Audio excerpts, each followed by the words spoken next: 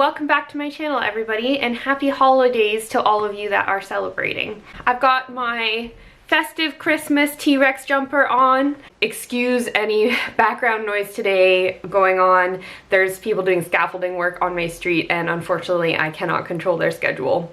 Today's video is going to be covering the topic of mistakes that I have made as an archaeologist. This video was prompted by a couple different things. I've been thinking a lot lately about how the image and the personality that I present on this channel is obviously one facet of myself, one facet of my career. I've also noticed quite a few comments on my review of Netflix's The Secret of the Saqqara Tomb that are concerning the perceived professionalism or quality of the archaeological work that they see going on in the documentary, or I guess in context of the comments, the lack thereof. And it just kind of really struck me because people seem to have this very fantasized idea of archaeology and the quality of the archaeology that goes on, and they don't really seem to think about the fact that a lot of archaeologists dig in a lot of different ways all over the world, also depending on what exactly they are digging. Archaeologists are people just like everybody else. We make mistakes, we do things improperly sometimes, and unfortunately not every single site that's ever dug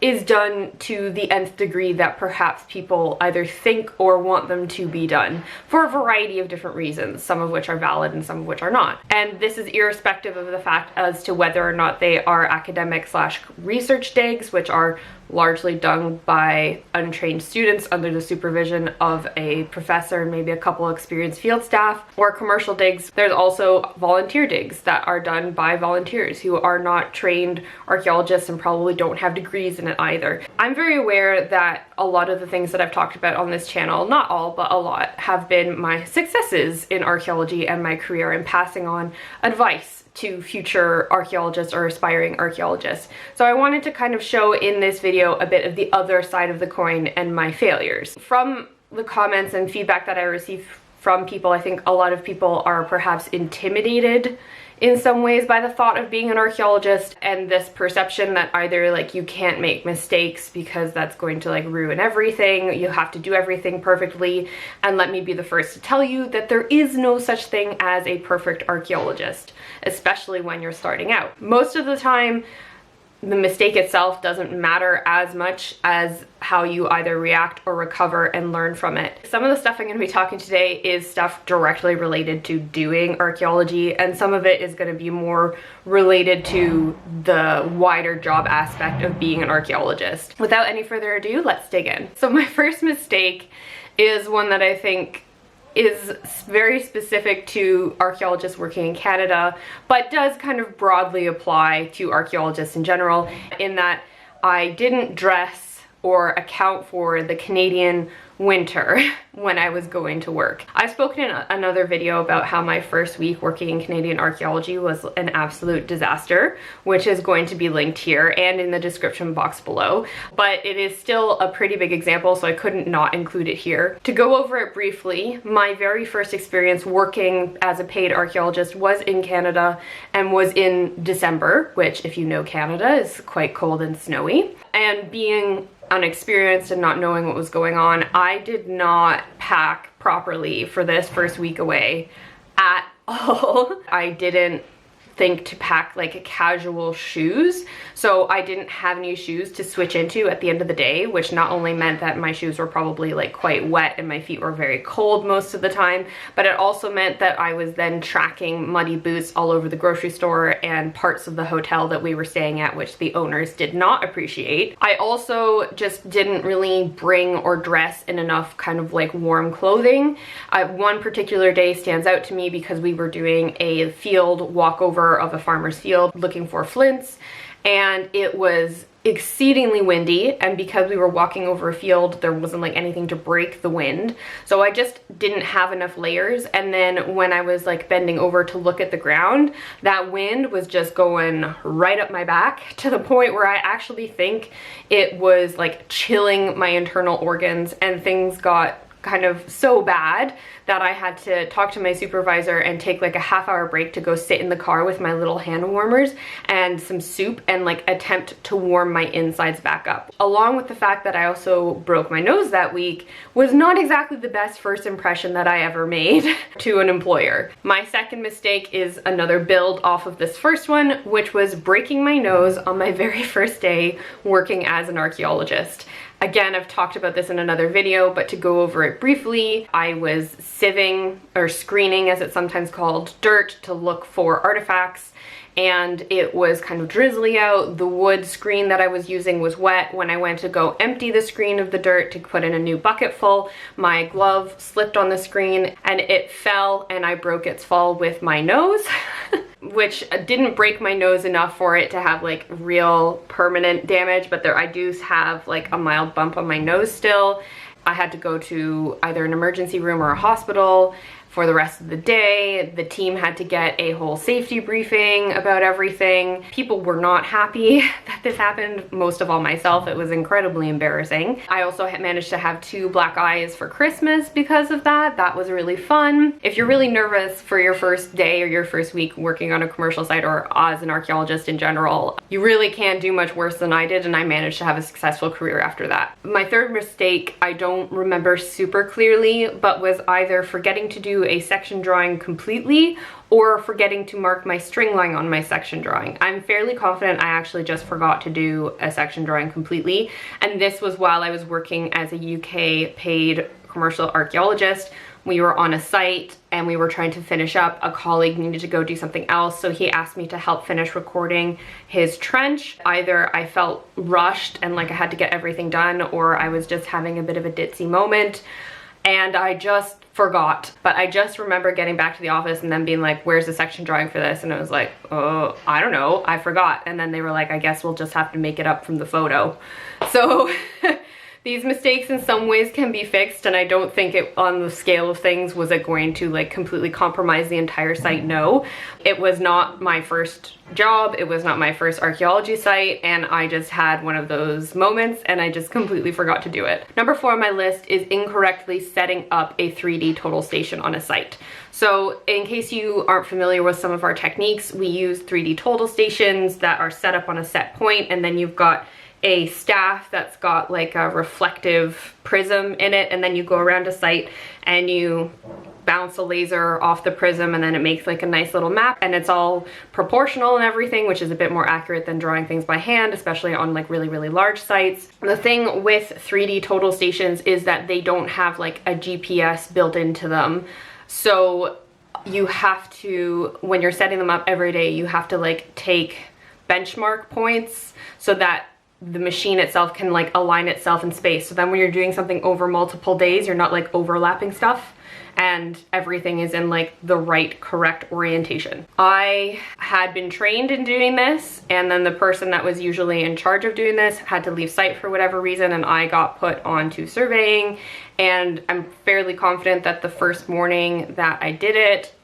it wrong. So I took the incorrect benchmarker in something, so that when you looked at the map, everything we surveyed, instead of slotting nicely into the rest of the stuff we've done so far, was like all the way over here in space. This was one of the first times this company was using this kind of technology, so we weren't super well trained on how to use and adapt it.